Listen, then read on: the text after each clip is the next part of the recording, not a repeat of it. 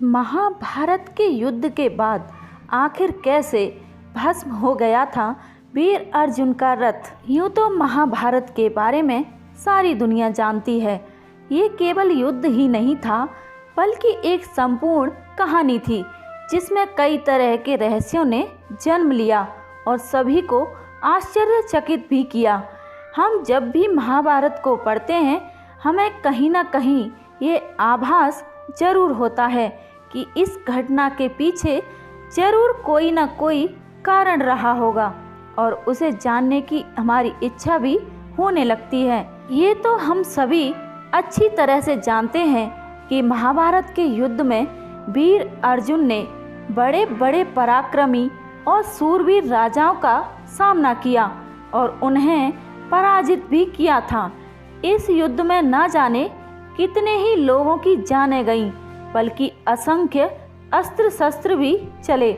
ये सभी अस्त्र सामान्य नहीं थे बल्कि दिव्य शक्तियों से संपूर्ण थे जिन्हें युद्ध में आए हुए योद्धाओं ने अपने बल और पौरुष से प्राप्त किया था। स्वयं अर्जुन ने भी इस युद्ध के लिए दिव्य अस्त्रों की प्राप्ति हेतु स्वर्ग जाना उचित समझा और कृष्ण की आज्ञा मानकर सभी प्रमुख देवताओं की स्तुति कर उनसे दिव्य अस्त्र प्राप्त किए थे।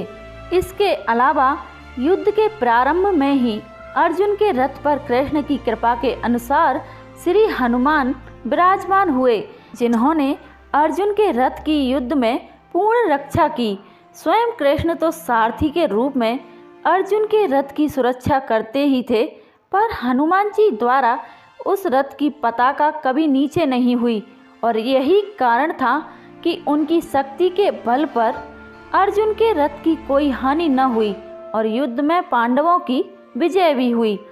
युद्ध समाप्ति के बाद जब अर्जुन ने कृष्ण को प्रणाम किया, उन्होंने उस रथ से सबसे पहले अर्जुन को उतरने को कहा और स्वयं बाद में उतरे और थोड़े समय के उपरांत ही रथ अचानक भस्म हो गया और वहाँ कुछ भी शेष न रहा।